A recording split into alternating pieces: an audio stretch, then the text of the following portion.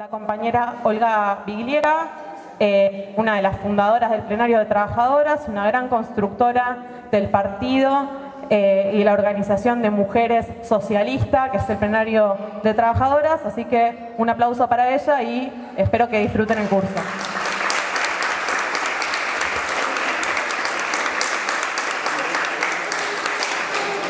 Hola, buenas tardes. Bueno, primero gracias por venir, a pesar del temporal espantoso. Gracias también a los que fuimos puntuales. Sin temporal, el próximo viernes vamos a tratar de empezar 18:30 o'clock. Si alguna compañera o compañero no pudo venir hoy, tenemos la chance de encontrarnos el viernes próximo a las 5 para hacer un repaso, no, en realidad para que puedan escuchar, aunque sea a la rápida, este primer encuentro y participar del segundo más cómodamente. Esto es un curso sobre la doble opresión de las mujeres. Ahora ya, a esta altura del siglo XXI, después del Ni Una Menos, después del Ola Verde, nadie pone en cuestión que hay una especificidad en la opresión de las mujeres. Pero no fue esto siempre así. Yo creo que no hay que remontarse muy lejos, tal vez en la década del 80, incluso del 90 del siglo pasado, mucha gente podía preguntar, ¿pero por qué un curso de la mujer? ¿Eso no es un particularismo? ¿Y no es un particularismo que divide la clase obrera? Bueno, por supuesto está la teoría del estalinismo, pero no solamente los estalinistas se preguntaban eso. Las corrientes socialistas siempre entendieron que había una especificidad de la opresión de la mujer. A mí me gusta subrayar estas cosas, no porque tenga una maría querellante, sino porque muchas veces las mujeres y los hombres socialistas somos tildados de oportunistas, como que nos estamos subiendo tarde y mal al carro de la lucha del género. Bueno, Flora Tristán, una mujer que nació en Perú, era franco-peruana, hija de una francesa y de un militar independentista peruano, escribió en la primera mitad del siglo XIX, Flora Tristán se murió en 1844, ya libros sobre la especificidad de la opresión de la mujer. Tiene unos 3 libros muy preciosos que son libros de época. Entonces ella es una socialista utópica, es premarxista y sobre todo se dirige a los trabajadores en un esfuerzo para que entiendan que la causa de las mujeres los interpela, les importa y tiene un lugar en el propio destino de los hombres de la clase obrera. Entonces, a la hora de discutir los antecedentes, uno puede apelar a Flora Tristán y decir, mirá, para 1820 nosotros pensábamos esto. En lo que no hubo tanta armonía hacia adentro de las corrientes socialistas es qué respuesta había que darle a la especificidad de la opresión de la mujer. ¿Cuál era la forma organizativa en la que los socialistas tenían que trabajar esta peculiaridad? Todas las internacionales tuvieron debates a veces muy ásperos sobre cómo había que intervenir, y hay debates de esos que parecen viejos pero que en realidad mantienen toda su vigencia. La irrupción del movimiento de mujeres en los últimos años, que no es una irrupción estrictamente de la lucha de género, también las mujeres han estado a la cabeza de la resistencia contra Bolsonaro, contra el gobierno de Trump, en las revoluciones de la primavera árabe, ha quitado ha dado un protagonismo tal a la lucha de las mujeres que lo que se abren son otros debates distintos. Los debates sobre el patriarcado, los debates sobre la sororidad, los debates sobre la paridad, sobre el feminismo, sobre la posibilidad de ser socialista y feminista a la vez, si acaso eso existe, que tienen una enorme actualidad. Sin embargo, tienen actualidad, pero no son novedosos. Muchas de esas cuestiones ya estaban en debate en la Primera y en la Segunda Internacional, o sea, en la segunda mitad del siglo XIX. Esas son algunas de las cosas que vamos a ir viendo en nuestros 4 encuentros, pero así como un anticipo mínimo, me gusta decir que para los socialistas la opresión de las mujeres se define como una doble opresión. Esa doble, compartimos la primera, la obvia, la opresión de clase, con nuestros compañeros, con los hombres de nuestra clase, que tiene que ver con el lugar que ocupamos en la producción, con el régimen de la propiedad privada, con la plusvalía. Pero hay una segunda opresión, que es una segunda opresión que vivimos por ser mujeres, y que tiene que ver con el lugar que ocupamos en la familia. Tiene que ver con lo que demanda de nosotros, de nosotras, el capital, que es la procreación y el cuidado de la familia para garantizar después la reproducción de las fuerzas de trabajo. Esto lo vamos a ver el próximo viernes, prácticamente esto va a dominar, y las implicancias políticas de esta situación es el tema de la próxima clase, pero ya desde ahí tenemos una primera diferencia, porque cuando nosotros decimos lo que pasa es la doble opresión, suele pasar que las mujeres feministas les sale una sonrisa enorme y dice, estamos de acuerdo. Y no estamos de acuerdo. Porque cuando nosotros hablamos de doble opresión, no estamos diciendo que hay una opresión del capital y hay una opresión de los hombres. Nosotros decimos, hay una doble opresión ejercida por el capital, aunque muchas veces los hombres son la correa de transmisión o los ejecutores de algunos aspectos de esa opresión, como es en el terreno de la violencia. Bueno, y ahora vamos a hacer para atrás, y vamos a los albores de la historia humana.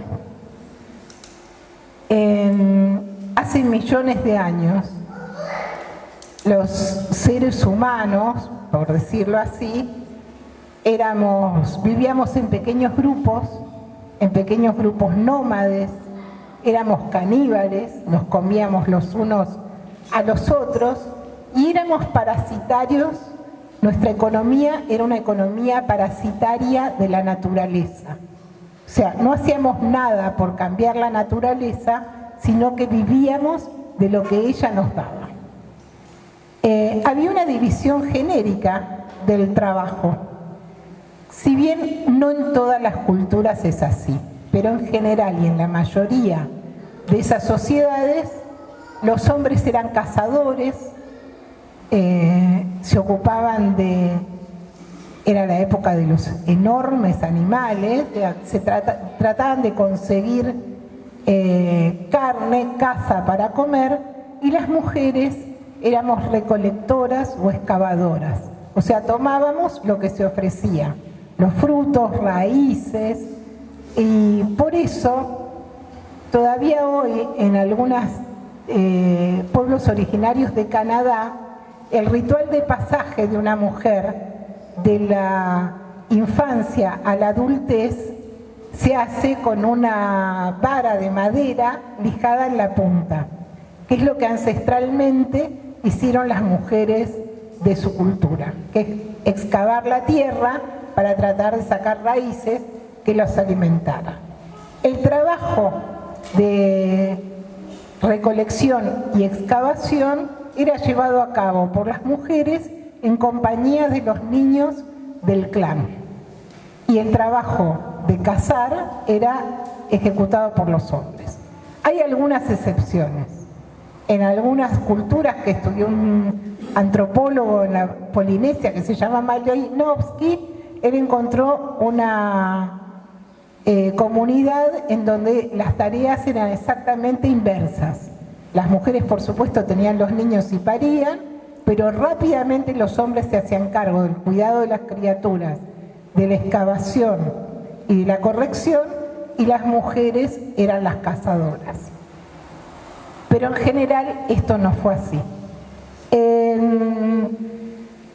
Algunas estudiosas feministas explican la diferenciación de los géneros a partir de estas tareas que así llevaban a cabo hombres o mujeres. El trabajo de las mujeres, dicen, era un trabajo colaborativo, un trabajo en grupo, que permitía el intercambio, la charla, y por eso las mujeres habríamos aportado, prohibido chiste sexista, a un desarrollo del habla, del lenguaje, a complejizarlo. La tarea de los hombres era una tarea totalmente distinta, era una tarea que exigía el silencio, la rapidez, un nivel de atención altísimo, y esas aptitudes con el correr del tiempo habían ido consolidándose de tal manera que convirtieron a los hombres en los guerreros por excelencia, y en una estructura física más fuerte que la de las mujeres. Esta organización, Federico Engels la llama el clan matriarcal. Bueno, ha corrido mucha agua bajo el puente y está en cuestión que es sobre todo el nombre, más que las características de la organización de las que estamos hablando. Pero puede ser que ustedes se encuentren con la definición como matrilineal, que es un vocablo que a lo que alude es a la línea de la herencia, que es a través de las mujeres, o matrilocal, que quiere decir que los extranjeros, cuando se produció un matrimonio entre hombres y mujeres, cosa que va a pasar muchísimo después, van a afincarse en el clan de la mujer y no del hombre. El clan matriarcal es una sociedad que está amenazada por todo tipo de peligros. Piensen que vivimos en un estado de animalidad todavía. Rige el canibalismo. O sea, los seres humanos se comen y nos hemos comido largamente. Entre el 8000 y el 6000 a.C., recién está fechada la extinción del canibalismo. O sea, nos comimos hasta ayer a la tarde. No, porque vale la pena saber esas cosas, porque después hay gente que te dice, ay, ¿por qué somos tan crueles y hay tanta violencia? Y no sé qué, y en realidad la parte de la historia nuestra en que ese tipo de cosas son objetadas es tan chiquitita por referencia a la anterior. Entonces, preservar la vida del clan era una cosa indispensable. Dos tabúes van a ser comunes a los pueblos de la Polinesia, de Oceanía, de Canadá o de Tierra del Fuego. Un tabú es el tabú del incesto. Los miembros de un propio clan no pueden tener relaciones sexuales entre sí. Los que están unidos por vínculos de parentesco, ahora vamos a ver cómo son, no tienen nada que ver con los vínculos de parentesco que hoy conocimos, no pueden tener relaciones sexuales. Es una manera de tratar de bajar los conflictos y preservar el buen clima en casa, ¿no? Que la fiesta transcurra en paz. El otro tabú es da carácter sagrado a la vida de los miembros del propio clan. O sea, no se puede matar en una sociedad donde es legal comerse al otro, no se puede matar al miembro de un propio clan. y el que viola ese tabú va a ser expulsado o va a ser muerto. Las relaciones de parentesco en esa sociedad, como les decía, no tienen nada que ver con lo que nosotros conocemos. Es una sociedad de hermana-hermano, de hermanas-hermanos, con el vínculo más estrecho que una persona pueda imaginar hoy. Sin embargo, es un vínculo que no tiene vedado el sexo, donde no comen juntos ni duermen juntos. Se piensan que son todas estas estrategias diseñadas para tratar de preservar la vida. Todavía hoy, entre los tobriandeses, que es una comunidad que vive en Papúa, de una sexualidad muy libre hasta hoy, o sea, no han logrado destruírsela a ninguno de todos los misioneros que le mandaron, donde la sexualidad está expuesta, los niños participan de alguna manera de eso, es un tabú absoluto que los hombres y las mujeres coman juntos. Porque el alimento, cuando yo decía hace un ratito que era una sociedad parasitaria de la naturaleza, lo que quiero decir es que era una sociedad en donde prácticamente cada persona obtenía lo que iba a consumir. No había ninguna clase de excedente. Como no había ninguna clase de excedente, no había ninguna clase de explotación, porque ¿cómo podrías explotar al otro si el otro a duras penas va a conseguir lo que le garantice la subsistencia? Es una sociedad donde no hay esclavos y donde no hay jerarquías. Esto que se dio en llamar el comunismo primitivo. No quiere decir que fuera una sociedad de almas bellas, en donde todos se prodigaran amor y cuidados. Eran sociedades absolutamente brutales, pero con estas condiciones de subsistencia. El régimen hermano-hermana entonces era un régimen de gran cuidado recíproco, con los límites que acabo de describir, y los niños vivían solamente con las mujeres. Comían y dormían con las mujeres, y en general los hombres dormían cerca, rodeando, eran nómades, el lugar donde las mujeres descansaran. Cuando los chicos, los niños varones pasaban de cierta edad, había algún ritual de pasaje que cambiaba de una cultura a otra y se incorporaban al colectivo de los hombres. No existía la maternidad, así como la entendemos hoy. Se supone que todas las madres, todo esto tiene un nivel conjetural muy importante y está cruzado por enormes polémicas. Puede haber sido un detalle más así o más asá, pero lo que es seguro es que la maternidad no es una condición biológica. Cuando las mujeres pasan a la adultez, dejan la niñez y son mujeres adultas, son responsables y se consideran madres de todas las criaturas de ese clan. Hay una antropóloga yanqui, Gail Rabin, y también lo dice Evelyn Reed, otra norteamericana, que señala que no se ha encontrado ningún vocablo que defina la función paterna. Y sin embargo, hay muchísimas maneras de nombrar a la madre.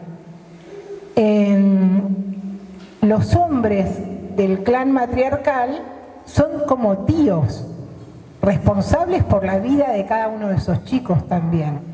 Pero no hay ninguna conciencia del aporte masculino a la procreación. Falta el vocablo porque se desconoce la función. Y falta muchísimo para que la especie aprenda que los hombres tienen algo que ver en la procreación. Este hecho, que las mujeres garantizaban la comida cotidiana a través de la recolección, la caza era mucho más difícil, era eventual, y el hecho de que dieran la vida explica el lugar de magas o de diosas que tienen en esa cultura. Seguramente ustedes han visto, y si no han visto, se meten en Google y buscan las mujeres de la época y van a tener unas peticitas gorditas retaconas, fortachonísimas, muchas veces están embarazadas, muchas veces están con los brazos en alto, como en un gesto para ayudarse a parir, y esas son mujeres diosas, mujeres símbolo de la fertilidad, mujeres que tienen un pacto con las fuerzas de la naturaleza. De esa manera se entiende que queden embarazadas y puedan dar la vida. Entonces, aunque estamos en una cultura donde no hay jerarquías y donde no hay explotados y nadie vive del otro, el lugar de la mujer es un lugar preponderante por estos dos atributos, porque da la vida y porque garantiza la comida cotidianamente. Bueno, y si estaba prohibido, ¿cómo era que se embarazaban? Los matrimonios eran encuentros eventuales de clanes amigos. Los encuentros eventuales de clanes amigos explican también por qué no hay ningún registro de la paternidad, porque el hombre sigue su camino en su propio clan y el niño va a nacer muchos meses después en el clan de la madre.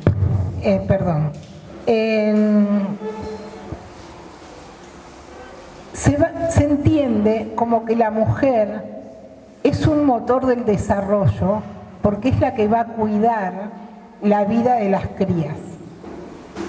Cuando se descubre el fuego, por ejemplo, el fuego no se usa en principio para cocinar, se usa para espantar a los animales salvajes en la noche y se usa para cuidar a las mujeres que paren. Parece que los niños recién nacidos eran una tentación muy grande, entonces cuando una mujer paría acompañada por las otras mujeres del clan matriarcal, se hacía como una rueda de fuego para evitar que se acercaran los hombres. Todavía hoy en muchas culturas las mujeres paren y hay como una rueda de velitas que la protege en este acto. Y se entiende, o muchas antropólogas ven ahí, una rémora de estas prácticas ancestrales. Perdón, quiero ver si no me estoy olvidando algo importante de esta parte.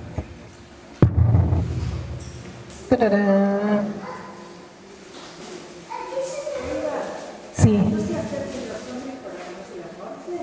¿Cómo?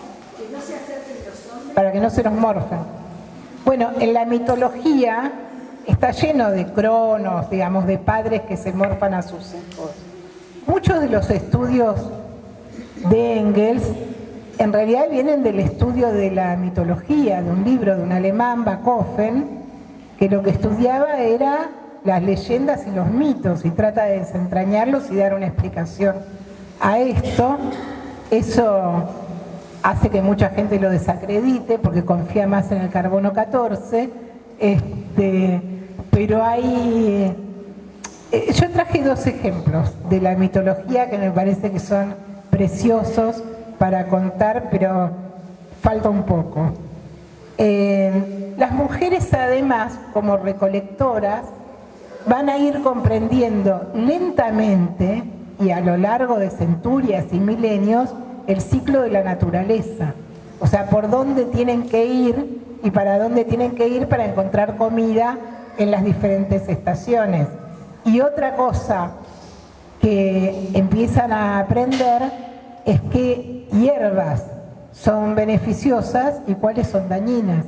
Por eso van a ser las primeras médicas, las primeras curanderas y también las primeras que trabajen la cestería o tejan para poder llevar los bártulos en este recorrido de pueblos nómades.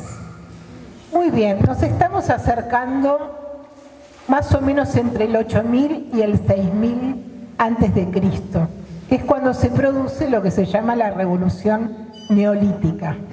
Alguna de estas chicas que se sentía familiarizada con el ciclo de la naturaleza probablemente haya pensado que si de esa semilla o de ese fruto había crecido la planta que ella iba a encontrar, no estaba mal que ella actuara y fuera quien enterraba la semilla. Vamos a tener los primeros cultivos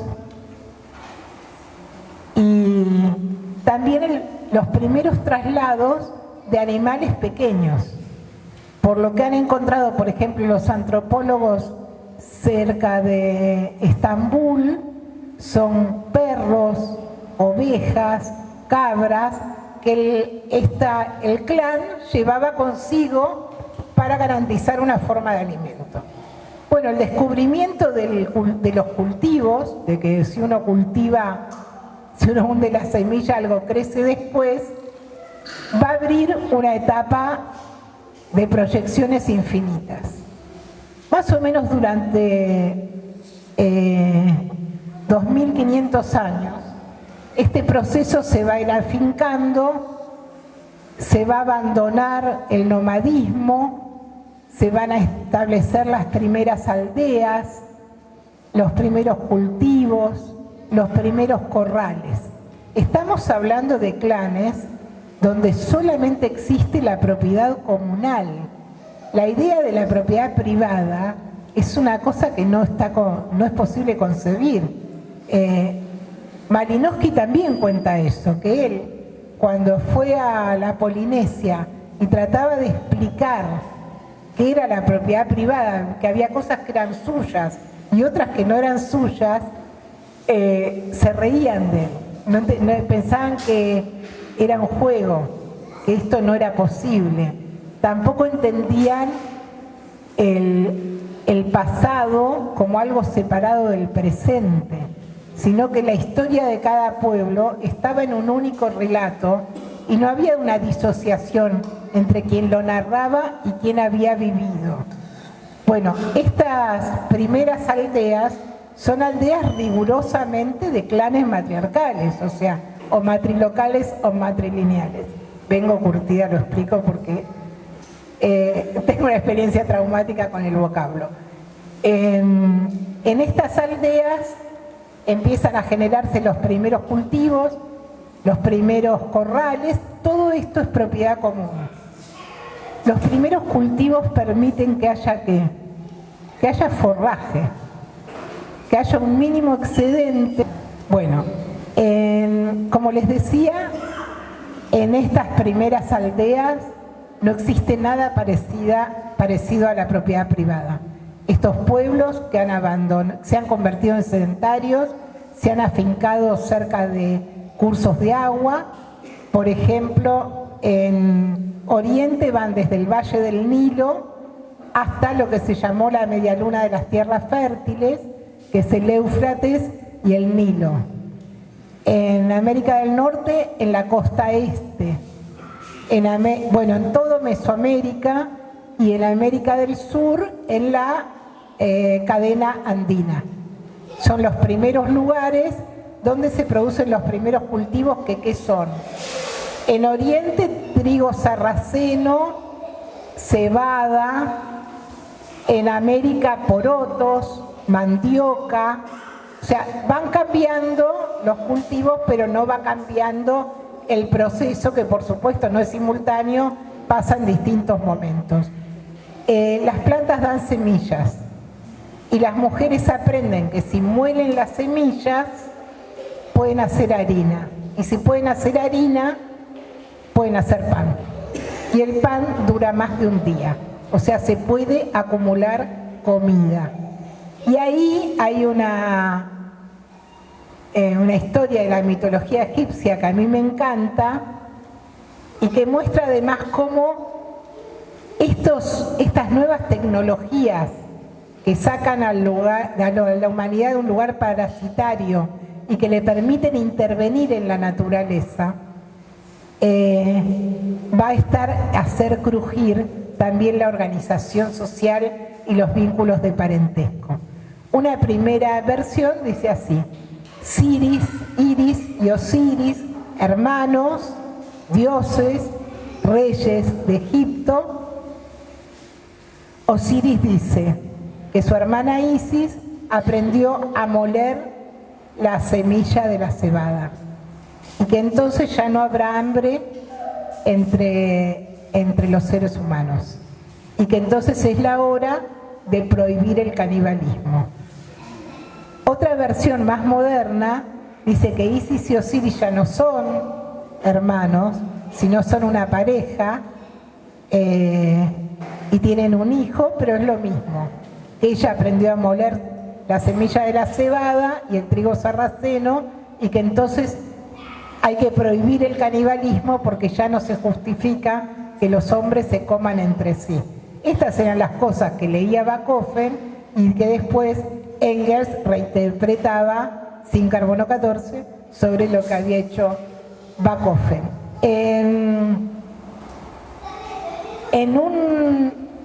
Lo que caracteriza este periodo es que empieza a haber sobrante, un excedente.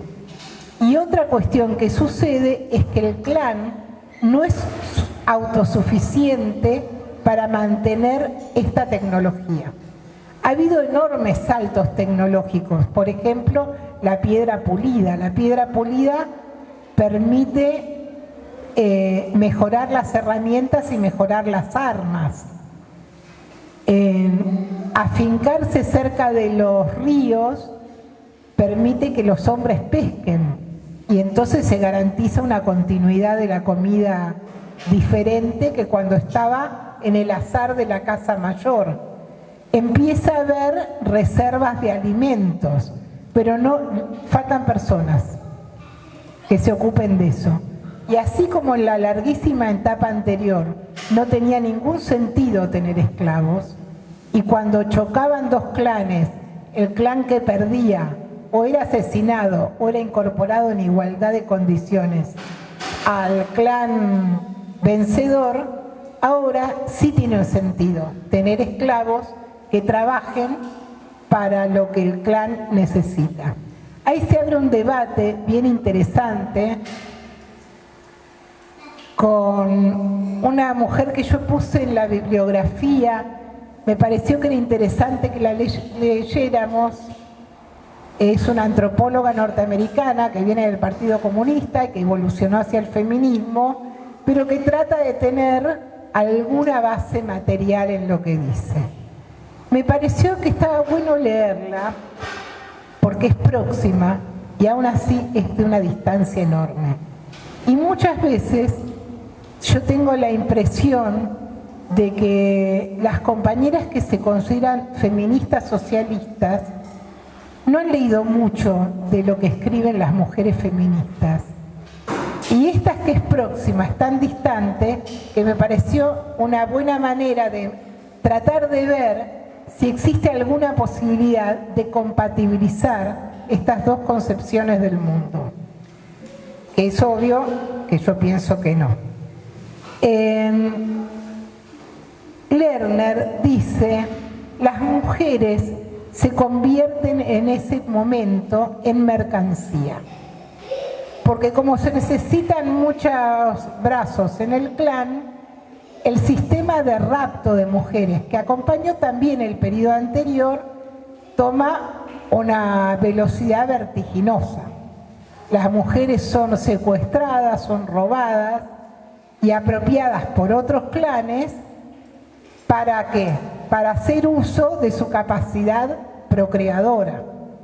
Y en ese sentido, dice Glenda Lerner, acá tenemos la muestra de que las mujeres, la opresión de género es anterior a la opresión de clase. Engels eso no se dio cuenta. Bueno, a mí me parece que no es tan así, porque en realidad hay una frase famosa que nos ha traído muchos problemas de Marx en los Grundrisse que dice: la primera opresión de clase de la historia es la opresión de los hombres sobre las mujeres. Hay toda una línea del pensamiento feminista que dice: Marx lo dijo, no lo dije yo, en la primera opresión. Sin embargo, lo que dice Marx o lo que dice Engels en el origen de la Sagrada Familia, etcétera, es que indudablemente, bueno, primero dice eso, la primera relación de opresión es la que establecen los hombres sobre las mujeres. Y tiene que ver con restricciones a la libertad sexual, hasta ese momento desconocidas, y tiene que ver con apropiarse de los hijos de la mujer para tener, sin la menor sospecha de que pueden ser hijos suyos, para tener más gente que trabaje en el pastoreo y en la agricultura. Quiero ir a la cita.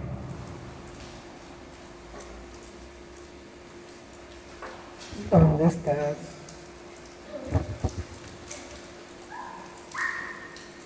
Dice, la apropiación por parte de los hombres de la capacidad sexual y reproductiva de las mujeres ocurrió antes de la formación de la propiedad privada y de la sociedad de clases. Tiene razón, esto es así.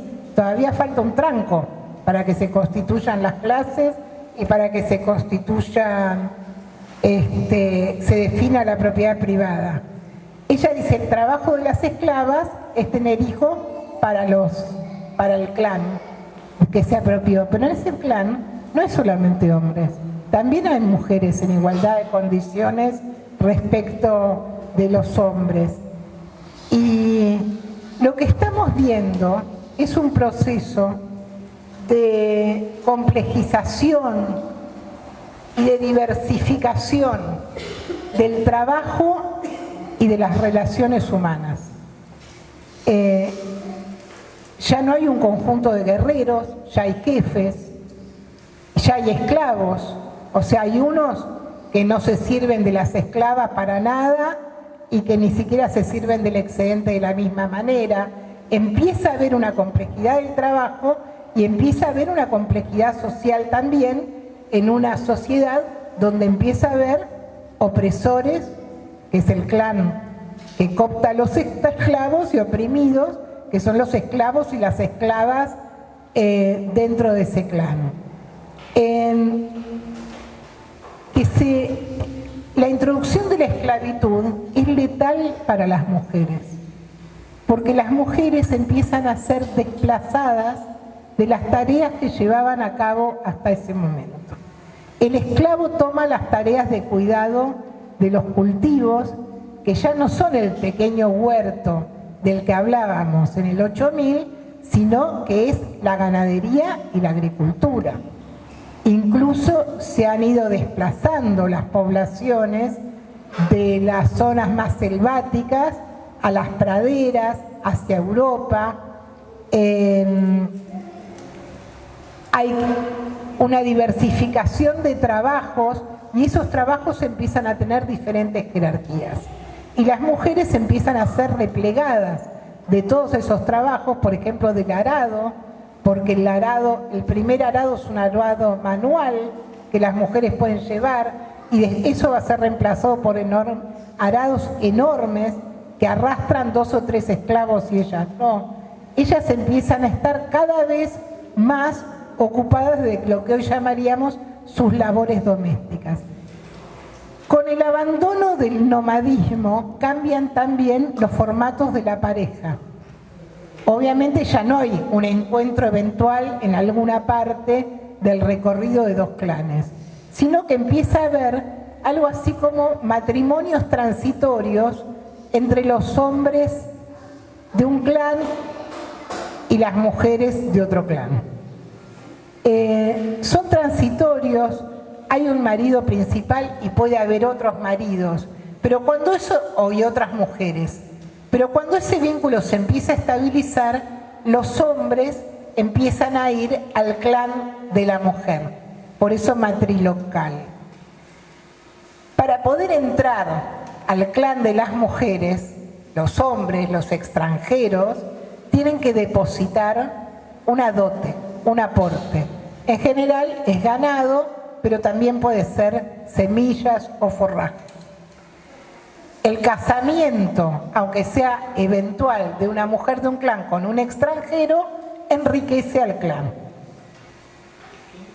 Como no muchas veces, no todos los maridos provienen del mismo clan, provienen de clanes amigos de la mujer, pero no siempre de clanes amigos entre sí.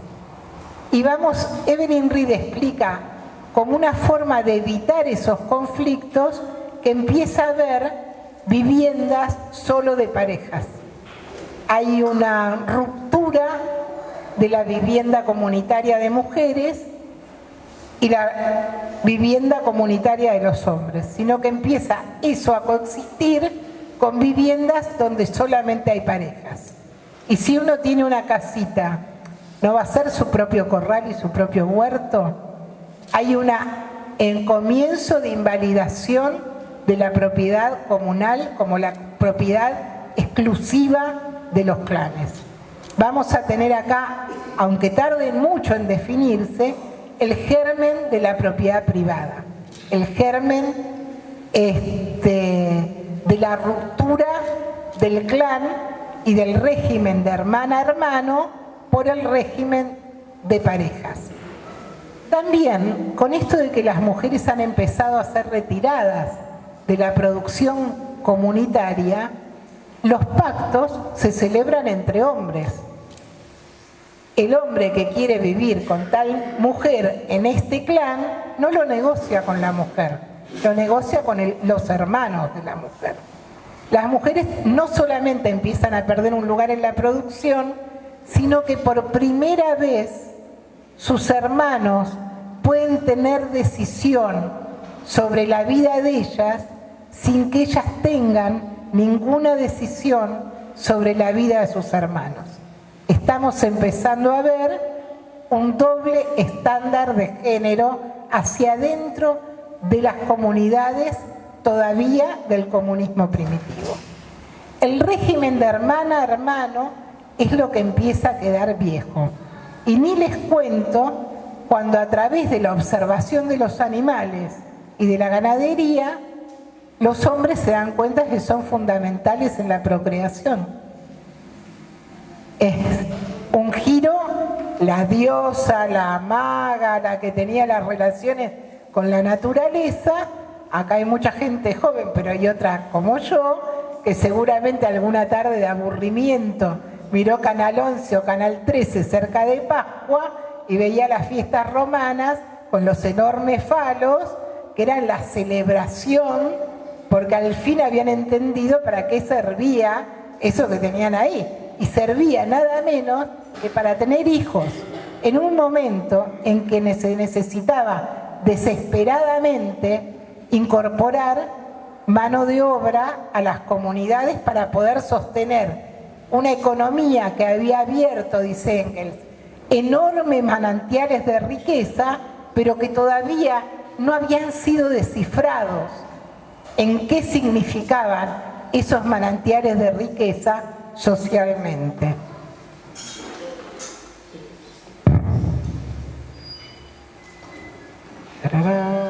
Pasamos entonces de una economía que había sido recolectora a una economía productora. En los primeros tiempos de la agricultura, las mujeres todavía tuvieron un papel muy principal.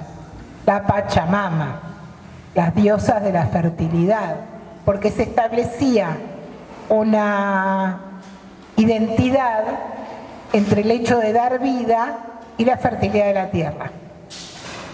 Cuando los hombres descubren que ellos también tienen que ver con esto de dar vida, yo tuve la oportunidad hace unos años de estar en un lugar que ojalá pueda volver, en el Museo de las Civilizaciones de Esmirna, en Turquía. Vieron que Turquía es la zona donde se supone que se desarrolló el neolítico, tuvieron las primeras aldeas y demás. Y hay varias salas que lo que registran son cómo va cambiando la deidad. Entonces, hay muchas salas en donde están las petizas estas rectaconas a punto de parir, de las que hablábamos antes. Después pueden estar más estilizadas, después cuando empiezan a trabajar los metales son ánforas, pero son siempre mujeres. Cuando aparecen las primeras aldeas y los primeros corrales, se empieza a acercar un hombre o los hombres a estos utensilios que son utensilios rituales, utensilios sagrados. Y lentamente se empieza a producir un giro en que las mujeres empiezan a tener un lugar cada vez más relegado, hasta que en el momento de las religiones monoteístas y aún antes, las mujeres van a desaparecer. Pero me estoy adelantando un poco. Estamos entonces ante un dilema, que es el dilema de qué hacer con el excedente. ¿Qué pasa con el excedente? El excedente, según las leyes de la herencia materna o del clan matriarcal, es de todos los miembros de un clan. Pero cuando empieza a diferenciarse, los hombres fueron fundamentales en la construcción, por ejemplo, de los sistemas de regadío. No es solamente la cosa militar, la cosa de la guerra, lo que los sitúa en un lugar principal respecto de las mujeres. También tiene que ver con que las mujeres empiezan a estar en la casa, que encima es en su casa, ya no es en la casa donde están todas juntas, sino es en la casa donde ella está con su marido. Y los tipos salen y hacen sistemas de regadío, represa, la guerra, conquistan territorios, o sea, empiezan a ser muchos más importantes, por decirlo de alguna manera, en esa comunidad que el lugar de las mujeres.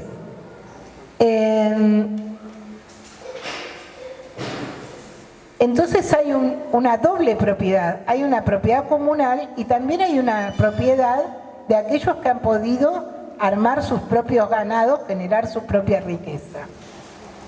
Cuando ese hombre muere, ¿a quién va? Él sigue siendo un miembro de un clan matriarcal, es un invitado en ese clan donde vive. Entonces sus riquezas, chucu, chucu, chucu, chucu, se van al clan donde están sus hermanas. No le tocan a los hijos, que son herederos de su madre y no de su padre, aunque ya se sepa que es su padre.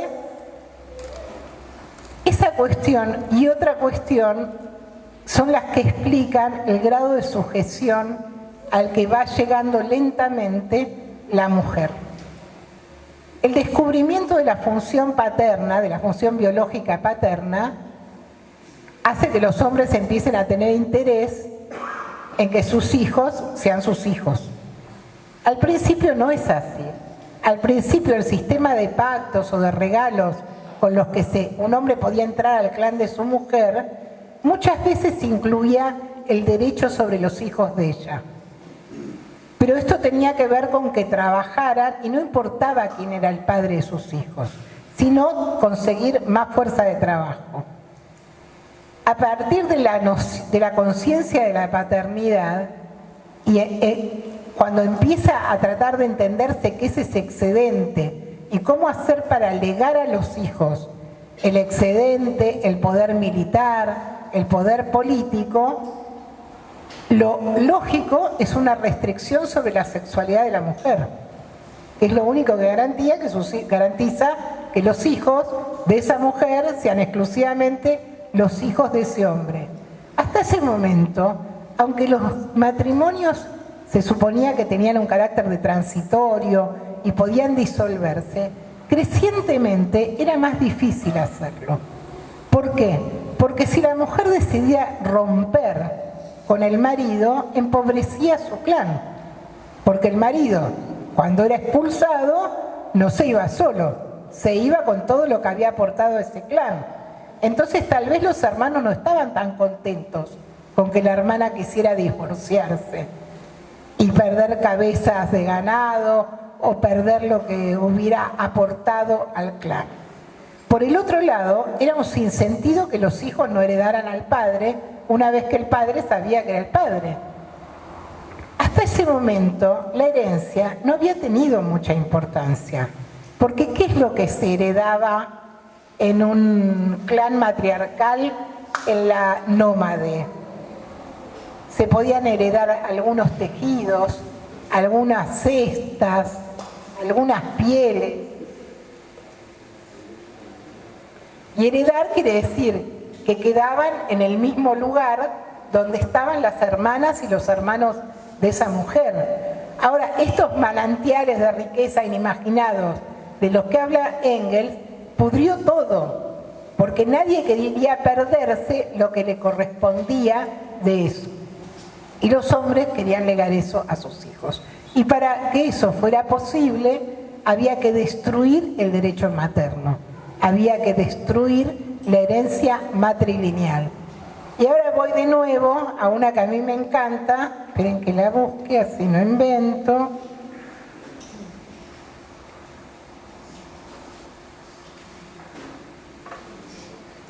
Que es la historia de Agamenón y Clitemnestra. Está en las Orestiadas esto, más o menos es así, es un cuentito, pero me gusta contar. Agamenón, que es el marido de Clitemnestra, parte a la guerra de Troya. Y el muy trucho se lleva a Ifigenia, a una hija de Clitemnestra, para que los vientos les sean favorables. Clitemnestra lo espera tranquilísima una década. Cuando llega Agamenón, lo mata. ¿Por qué lo mata?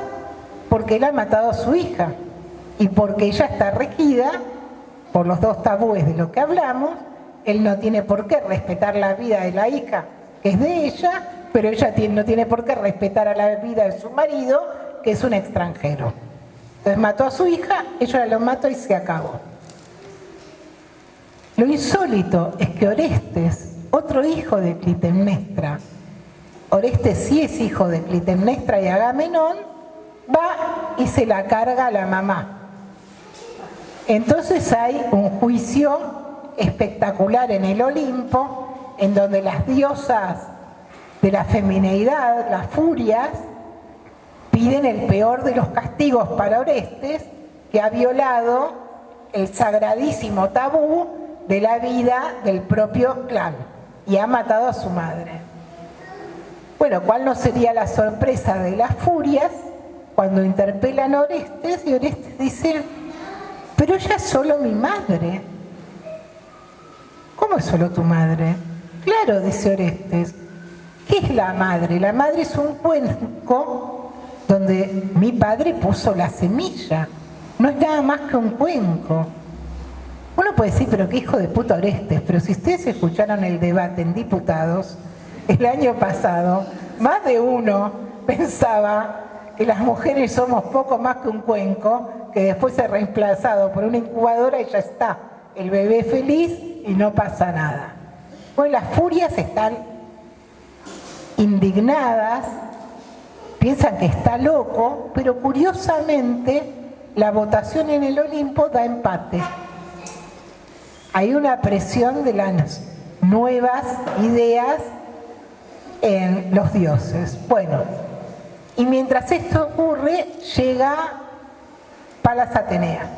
Entonces las furias dicen, estamos salvadas, viene una mina, va a votar con nosotros, desempatamos. Y dice, bueno, que vote también ella. Y ella dice, yo no tengo madre, yo nací de la cabeza de Zeus. Orestes tiene razón, él podía matar a Clitemnestra, no se puede levantar contra el padre. Es para mí espectacular cómo se describe la caída de las mujeres de un lugar que tuvieron hasta ese momento, un lugar que solamente que se desarrolló en una sociedad sin clases, sin excedente, sin propiedad, sin jerarquías, sin principales, sin jefes de los ejércitos y demás. No estaba tan mal Engels escuchando a Bachofen. Tenemos entonces a las mujeres retiradas de la producción social, porque han sido sustituidas por los esclavos, con feroces restricciones sobre su cuerpo y su sexualidad para garantizar que los hijos sean estrictamente de su marido y recluidas en sus casas. Régimen de pareja, de todo esto ya vimos casi todo. Muy bien, la abolición del derecho materno de cualquier manera no es que se hizo tan fácilmente. O sea, es una época oscura de la humanidad. Evelyn Reed dice, así como los hombres habían tomado las armas para garantizarse el territorio cerca de los ríos, el control de los ganados, muchas esclavas que parieran muchos para tener muchos esclavos, también tomaron las armas para someter a las mujeres de su propio clan. Hubo muchas estrategias, la muerte de los primogénitos, la muerte de las primogénitas, tratar de borrar de la memoria la existencia de una sociedad totalmente distinta.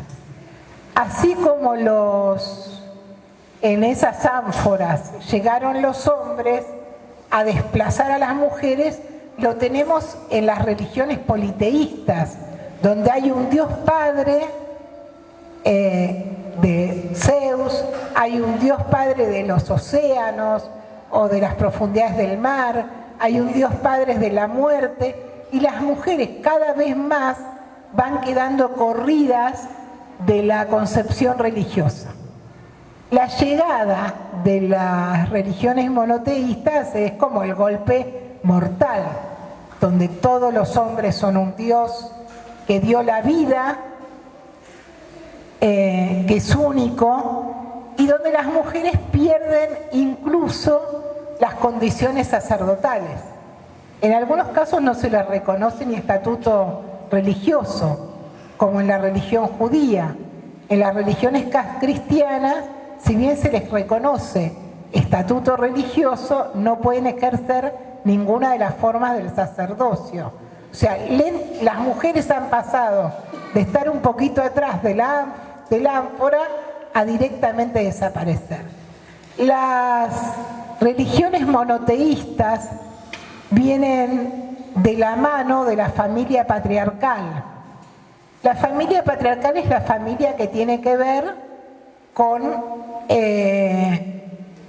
sobre todo, las tareas de la ganadería y sobre todo de la ganadería y de la agricultura. Familia viene sobre todos los miembros de la familia y va a tener el derecho de reconocer o no como propios a sus hijos, aunque los tenga la mujer, y la mujer va a quedar retirada absolutamente de todos los derechos. Hay un párrafo archiconocido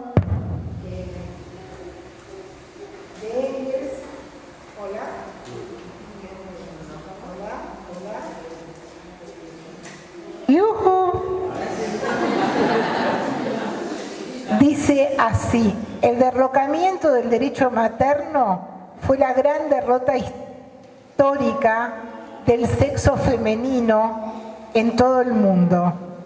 El hombre empuñó las riendas de la casa. La mujer se vio degradada, convertida en la servidora, en la esclava de la lujuria del hombre, en un simple instrumento de procreación. Esta situación va de la mano de la creación de los estados, de la diferenciación nítida de las clases sociales. La familia, el Estado, es una construcción que tiene que ver justamente con garantizar los privilegios de unas clases sobre otras, que tiene que ver con garantizar la estabilidad de la familia y el lugar de las mujeres en esas familias. Entonces, se dice Engels, la monogamia es un estado superior del vínculo entre los hombres y las mujeres. No, dice él. La monogamia expresa un conflicto desconocido hasta ese momento en la historia, un conflicto entre los sexos que antes no existía, donde uno va a oprimir al otro en una situación que él dice sigue hasta nuestros días. Se puede haber lijado la manera, puede tener formas más amables o menos amables, pero la familia monogámica es la institución creada para garantizar la sujeción, el control de las mujeres, el control de las clases oprimidas, etc. La familia monogámica entonces va a ser la expresión de este conflicto novedoso, va a significar la sujeción de la mujer y de los hijos a la autoridad paterna y ¿qué más? Esto de Fámulo ya estaba. Y ahí este es el texto en donde él va a volver a esta idea de que la primera opresión de clases es la del sexo femenino por el masculino, así como la primera división del trabajo fue la división entre lo que hacían los hombres y y la recolección de las mujeres. Entonces para nosotros, para los socialistas, esta historia es una historia amable que parece un cuentito, pero que es un cuentito muy impugnado en este momento. Tiene como gran moraleja la idea de que mientras las mujeres fueron parte del trabajo comunitario, de la producción social, tuvieron un lugar igualitario con el otro sexo. Cuando fueron reducidas a la esclavitud doméstica y apartadas de la producción, que no quiere decir que dejaron de trabajar o trabajaron menos, sino simplemente que dejaron de trabajar en la producción social, perdieron todas las autonomías de las que gozaban, incluso sobre su propia sexualidad. Por ese motivo, los socialistas pensamos que para una verdadera emancipación de las mujeres es necesario recrear una sociedad sin oprimidos y sin opresores. Y que el primer régimen social donde se abren las posibilidades de construir esta situación es bajo el régimen del capital, que compulsivamente manda a las mujeres al trabajo productivo nuevamente. Bueno, más o menos hasta acá era este encuentro, con algunas conclusiones, como que la familia no es una foto fija, que esta idea de que la familia y los vínculos de parentescos siempre fueron mamá, papá, los nenes y los abuelos, es un mito, que es un mito que se propone que nos congelar, impugnar la idea de cambios radicales en la relación entre los seres humanos, que la mujer pudo tener un lugar productivo importante sin estar atada a la biología ni a la fisiología, que se podía ser madre y esto no le impedía ser la alfarera, la bruja o la recolectora, que la función de las religiones ha sido siempre atarnos a la idea de normalizar, es eso, la función es normalizar la situación de opresión en general y de las mujeres particularmente.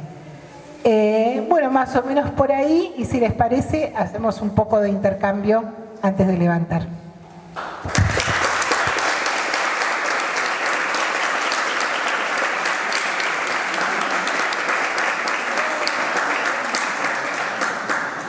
Toda la charla.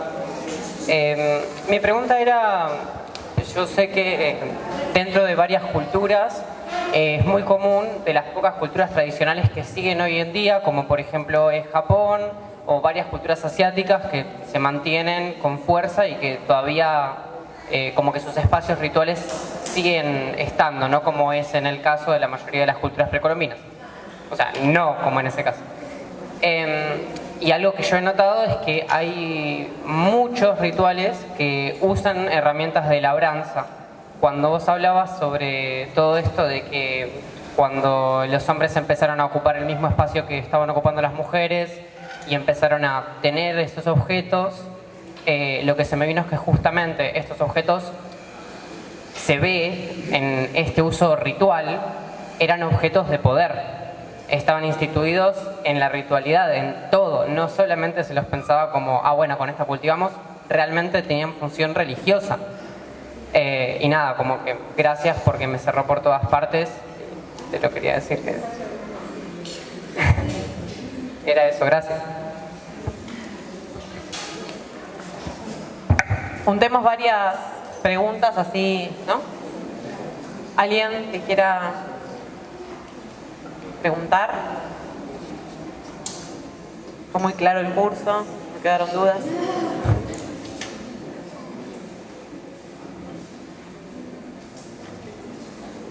Bueno, si no hay preguntas.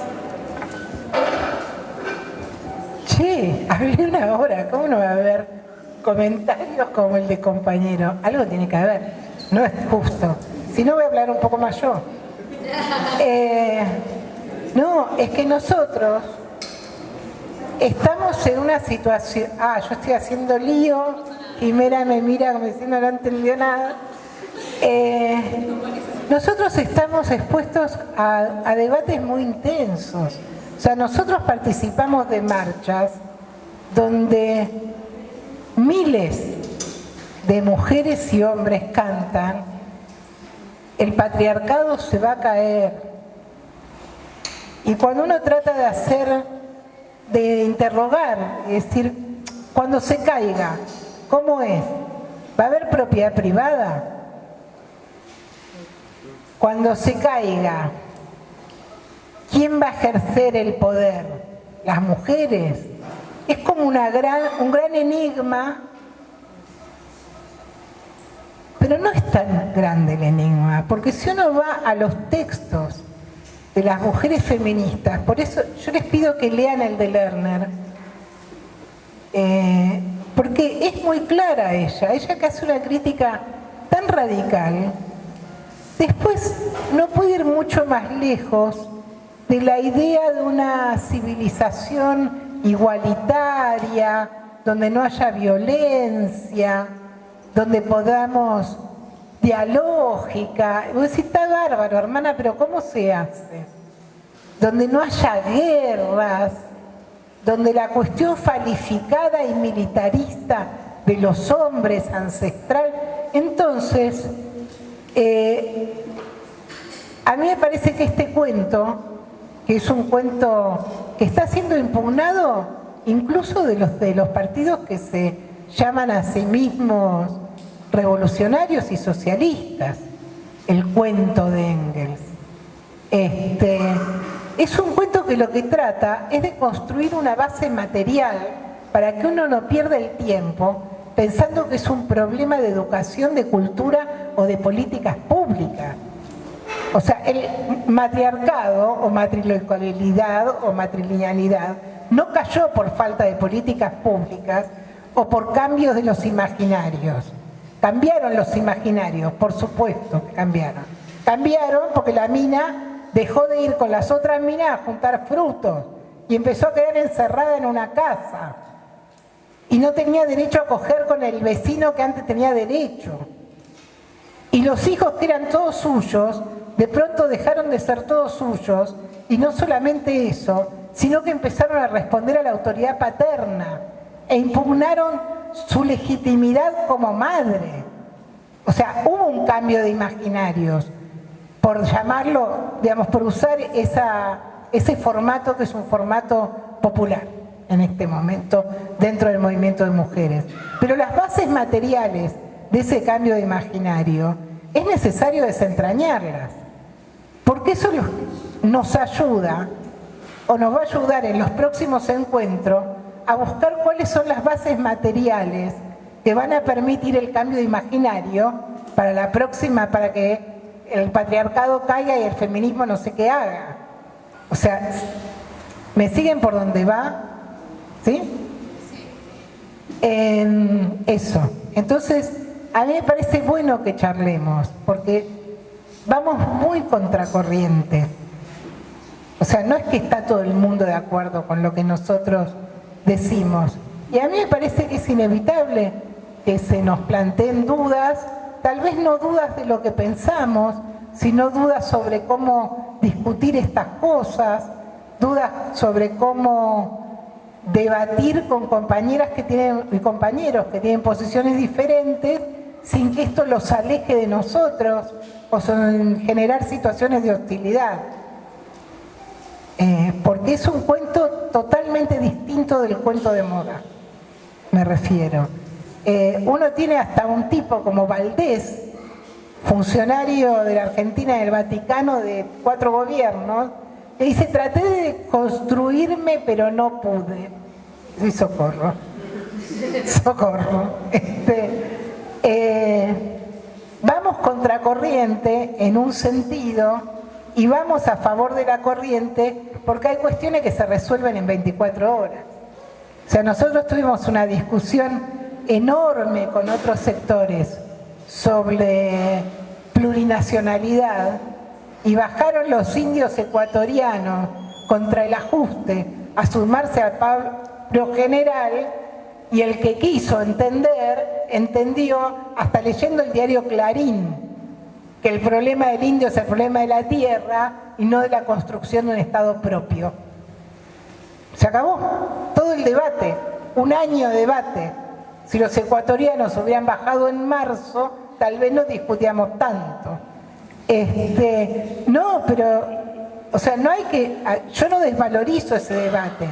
Quiero decir que vamos a contramano de mucha gente que empieza distinto de nosotros y de repente pasa la realidad y nos resituamos y se entiende mejor. O sea, en mayo del año pasado, las estudiantes chilenas tenían tomadas las escuelas secundarias y yo miraba y me daba mucho miedo porque era un discurso de un nivel de hostilidad. No me acuerdo exactamente las consignas, pero en la línea más o menos de muerte al macho, que vos decías: ¿cómo miércoles esto se va a zanjar? Bueno, se zanjó. No hubo que hacer tanto curso, finalmente se zanjó con la voluntad de pelea enorme de esas pibas y de esos pibes y una conciencia política que se fue refinando de hora en hora hasta estar en la situación que estamos hoy. Pero vivimos una situación compleja, entonces tratemos de aprovechar estos encuentros. No pasa nada si uno mete la pata, la vida es meter la pata y tratar de rectificar, como para exprimir todas las cosas que sea necesario que compartamos o debilitemos. Bueno, eso.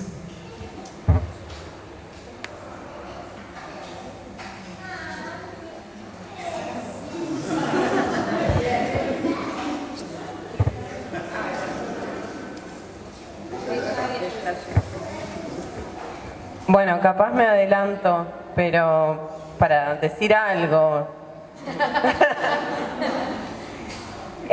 ¿Por qué los partidos obreros consideran que tienen que tener una sección femenina y en particular por qué el Partido Obrero de Argentina considera que tiene que tener una sección femenina? Está relacionado con la apertura que hiciste vos de esta cuestión de la especificidad, que no separemos a la clase. ¿Cómo hacemos para que todos los militantes entiendan que el plenario de trabajadoras no viene incluso a separarnos entre militantes y que es una tarea de todos los compañeros?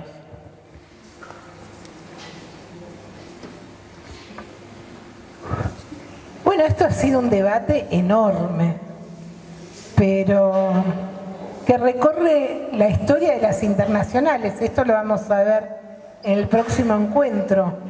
No es que rápidamente decidieron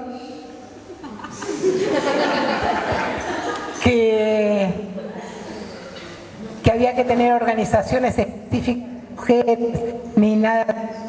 O sea, en la primera internacional, lo vamos a ver después, pero ahí se planteó si había una especificidad, si había que defender el derecho al trabajo de las mujeres. Había socialistas que decían que no. que las mujeres no tenían que trabajar, que cómo la ibas a tirar a los horrores del taller. Lo decía gente que no era malas personas, eran militantes socialistas abnegadísimos. Dentro de en la Argentina, las dos mujeres más destacadas, que son Carolina Musilli y Gabriela Coni de la Perriera, a principios del siglo XX, estaban en contra del trabajo femenino. Decía, ¿cómo vas a meter a una mina a trabajar 20 horas, salen con tisis, están sentadas tanto tiempo que se les arruina la pelvis, no pueden engendrar? El día que el socialismo sea, los hombres van a tener ingresos suficientes como para que las mujeres se puedan dedicar a las tareas para las que han nacido, que es cuidar a un niño, cuidar la familia, preparar el puchero, etc. Esto fue todo un debate entre Marx, Engels, decía, ustedes están locos, que las mujeres estén en los talleres y en la fábrica les entrega la llave de su propia emancipación. Después hubo una segunda etapa, que era cómo hacemos para ganar a las mujeres al socialismo, porque no nos dan ni pelota.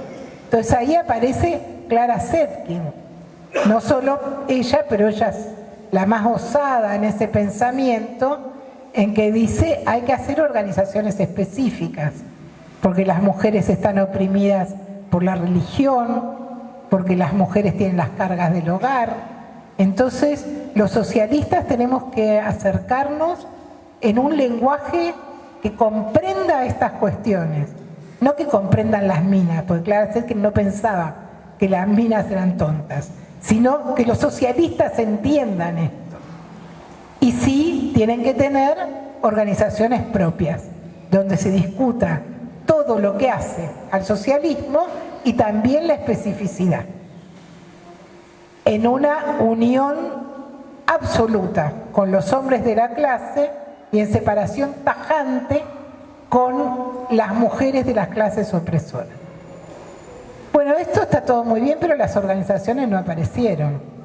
Y cuando fue la Revolución de Octubre, hasta que se hizo una organización de mujeres, hubo que esperar al año 21, del 17 al 21, porque muchos pensaban que una organización de mujeres era partir al partido bolchevique en dos.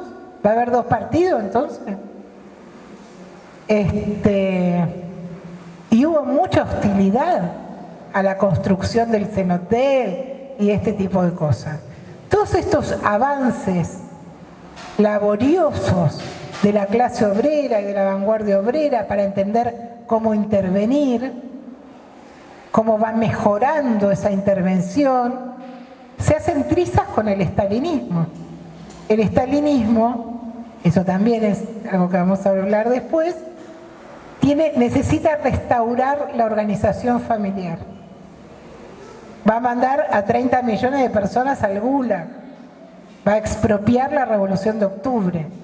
Necesita que la familia sea un receptáculo de terror y tranquilización. Y para eso hay que volver a la familia tradicional pequeño burguesa. Entonces, todos los organismos específicos de las mujeres se disuelven. Se vuelven mucho más restrictivas las leyes, todos los logros de la Revolución de Octubre para las mujeres o para la diferencia sexual son arrasados. Y esa losa ha sido muy difícil sacársela de encima. Porque esta política del estalinismo lo que explica es la ausencia de las corrientes socialistas en la segunda ola del movimiento feminista. Porque como era un particularismo que atacaba a la clase obrera, entonces le regalaron la segunda gran ola del movimiento de mujeres a una corriente política hostil a la clase trabajadora y a las ideas del socialismo. Ahí empieza a haber un resquebrajamiento, pero todavía hoy es un debate que uno puede volver a dar y muchas veces necesita volver a dar. Es decir, por eso este encuentro tiene que ser un encuentro mixto. No, aunque haya instancias en que no debe ser mixto. Por ejemplo, si esta fuera una reunión para discutir situaciones de violencia, Yo propondría que solamente fuéramos mujeres, para que las mujeres, para que nadie se sintiera intimidada o avergonzada por lo que tuviera que hablar, que no significa que no tenemos que discutir cómo el Partido Revolucionario interviene frente a la violencia contra las mujeres de conjunto. Quiero decir, si fuera una cosa más íntima, donde vamos a discutir ese tipo de cosas, yo creo que solamente tiene que haber mujeres.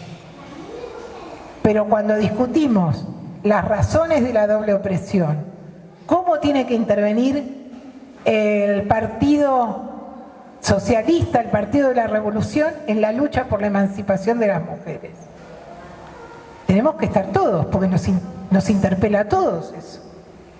Eso, bueno, no tan lejos como el año pasado no pasaba. O sea, había muchos problemas para que los cursos fueran mixtos. Los cursos de cursillistas no eran mixtos directamente. Como si un hombre no pudiera dar ese curso. Como si la comprensión de la doble opresión tuviera que ver con tu genitalidad, ¿entendés? Una cosa demente, reaccionaria, biologicista. Eso es una tarea que no termina nunca, pero con la que uno tiene que ser muy paciente, porque no exasperarse. Piensen que ya estamos a 160 años casi del manifiesto comunista y todavía no hicimos la revolución. Bueno, la opresión de las mujeres hay que tener la misma paciencia y sobre todo a mí me parece muy importante que nosotros vayamos mejorando, completando nuestro corpus teórico, porque es un tema que ha sido desdeñado. Y si uno entra a una librería, tiene una mesa entera, y en Chile ni hablar, en Chile es deslumbrante, de teoría feminista de todos los colores, y hay muy pocos textos de socialistas sobre la opresión de la mujer. Esa es una tarea que tenemos pendiente. Bueno, qué charlatana que soy.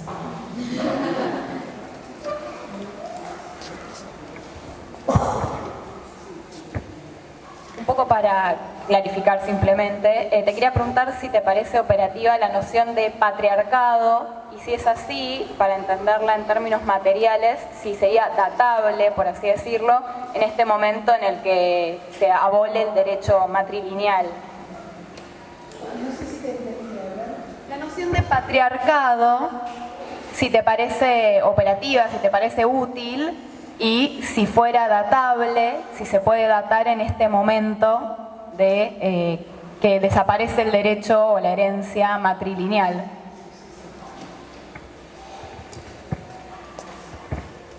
Sí, es exactamente ahí, o sea, cuando la derrota histórica de las mujeres es cuando desaparece el derecho materno y es la instauración del patriarcado, de la familia patriarcal, de la familia donde hay un paterfamilias, donde todos los demás miembros están subordinados a la autoridad de ese hombre al extremo de la vida y de la muerte. Eso tiene, a mi juicio, tiene un ciclo. Después, si uno quiere usar el término patriarcado para describir rasgos de la opresión específica de las mujeres, bueno, no hace falta pelearse, por lo menos a mi criterio, por esas cosas. Pero el patriarcado no existe más hace mucho. Esto lo vamos a ver en el próximo encuentro. En realidad, la familia está absolutamente organizada por el capital, desde su génesis, o sea, el capital es como empieza el encuentro del viernes que viene, destruye la familia extendida agraria, destruye la familia prácticamente, que después va a tratar de restituir para tener obreros que sean capaces de entender cómo funciona una máquina, pero a partir de ese momento toda la organización familiar depende estrictamente del régimen social. No hay un paterfamilias que maneje eso, aunque puede haber un hombre autoritario en la familia, pero eso no es un paterfamilias. y no es el patriarcado. Si uno lo quiere usar como por extensión, como una definición cultural, yo no creo que pase nada, o sea, no es grave, pero no existe eso como régimen social. O sea, las compañeras que cantan que el patriarcado se va a caer, no se va a caer nada. Sin embargo, me parece que hay algo interesante en esto y que merece detenernos, el concepto de patriarcado, porque es una herramienta para explicar la doble explotación de la mujer, pero desde un lugar cultural, desde el feminismo, que se desarrolla en centros de estudiantes, en distintos ámbitos o en lugares de trabajo, por los movimientos feministas, y me parecería interesante porque si desde nuestro lugar explicamos que la liberación de la mujer no se va a desarrollar, bueno, como lo explicaste vos, porque se caiga el patriarcado, porque de hecho no existe, y ellas lo plantean, es decir, nosotros le damos una base material a esta explicación y ellas le dan una base cultural, es decir, que la lucha es de ideas y no de cuestiones materiales. Entonces, simplemente con que el tipo se construya, vamos a terminar con el patriarcado. Y si bien no es un eje, pero me parece interesante, o al menos yo creo que acá se me viene una preocupación sobre esto de que no existe bibliografía suficiente, no existen nuestros materiales, no tienen la difusión, o si bien existen, no tiene una difusión. Sería interesante nuestra producción, nuestra preocupación como tendencia en empeñarnos en escribir sobre esto. Creo que el curso apunta a esto, pero me parece un elemento interesante de debate, digo. Eso nada más. Si